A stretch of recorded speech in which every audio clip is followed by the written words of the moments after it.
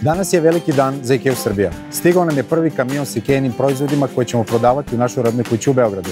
To je znak da smo svakim danom sve bliži velikom otvaranju.